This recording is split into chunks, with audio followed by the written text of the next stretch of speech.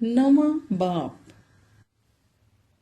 और उसने उनसे कहा, मैं तुमसे सच कहता हूं कि जो यहाँ खड़े हैं उनमें से बाज ऐसे हैं कि जब तक खुदा की बादशाही को कुदरत के साथ आया हुआ ना देख लें, मौत का मजा हरगिज न चखेंगे।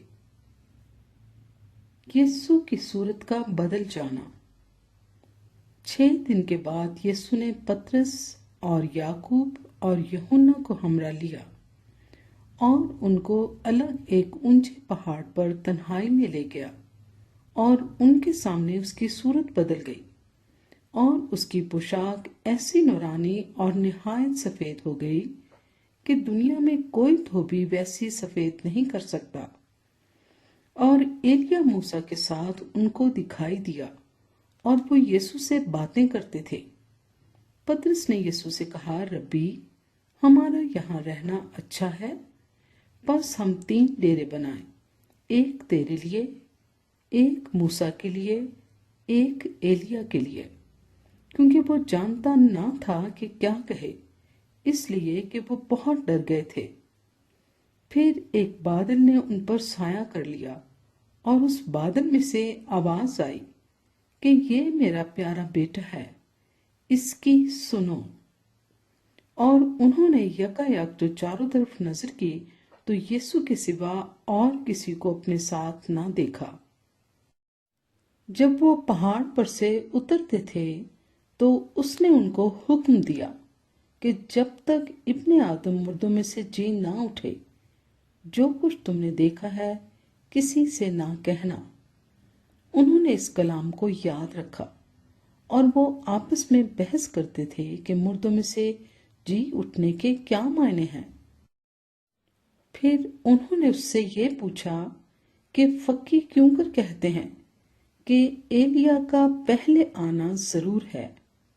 उसने उनसे कहा कि एलिया अलबत्ता पहले आकर सब कुछ बहाल करेगा, मगर क्या वजह है कि इब्ने आदम के हक में लिखा है कि वो बहुत दुख उठाएगा और हकीर किया जाएगा।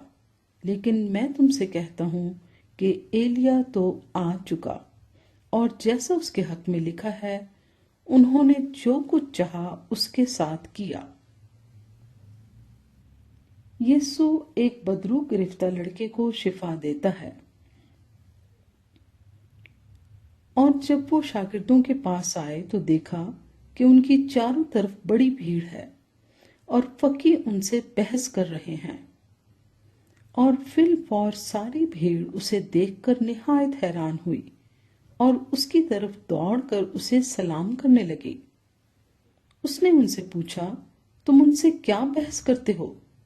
और भीड़ में से एक ने उसे जवाब दिया कि ऐ उस्ताद, मैं अपने बेटे को, जिसमें गूंगी रूह है, तेरे पास लाया था।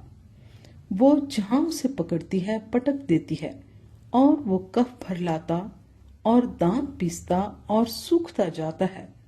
और मैंने तेरे शागिर्दों से कहा था कि वो उसे निकाल दें, मगर वो ना निकाल सके।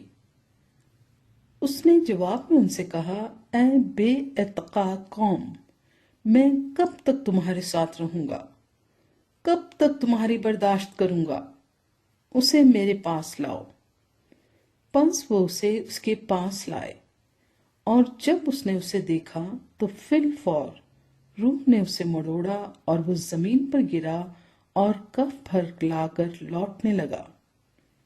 उसने उसके बाप से पूछा, ये इसको कितनी मुद्दत से है?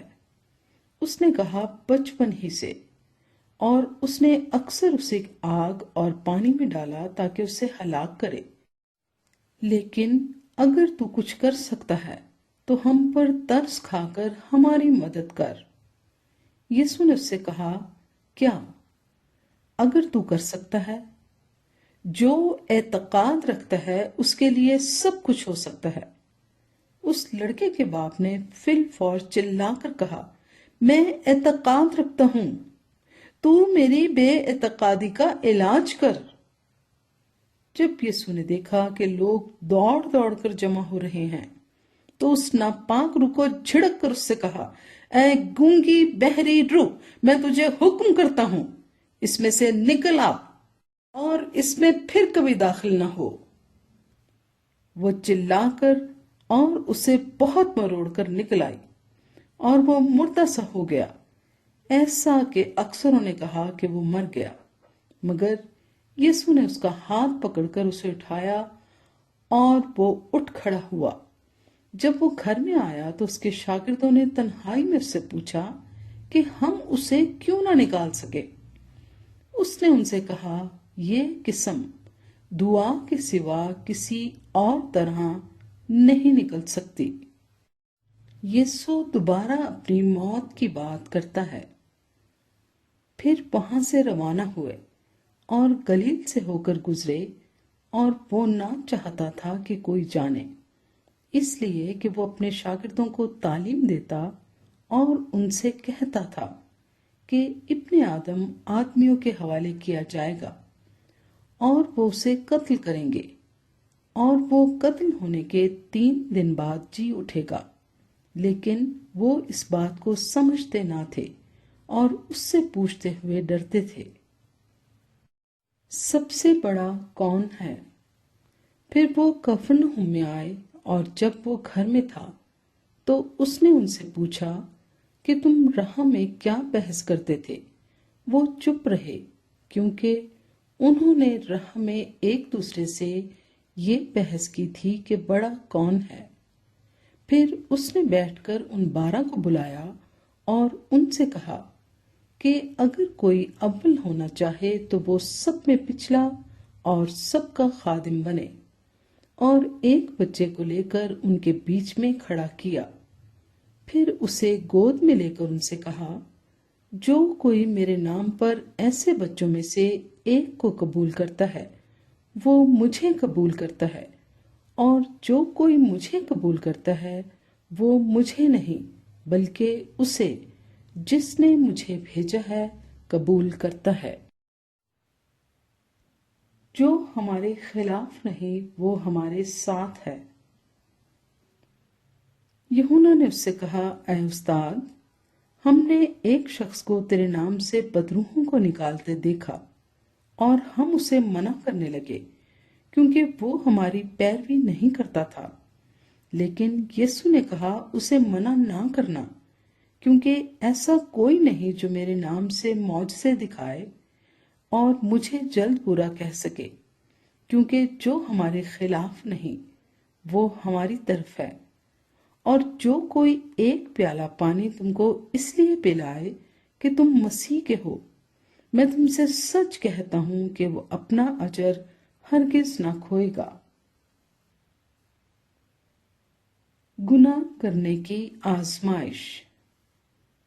اور جو کوئی ان چھوٹوں میں سے جو مجھ پر ایمان لائے ہیں کسی کو ٹھوکر کھلائے، اس کے لیے یہ بہتر ہے کہ ایک بڑی چکی کا پاٹ اس کے گلے میں لٹکایا جائے اور وہ سمندر میں پھینک دیا جائے۔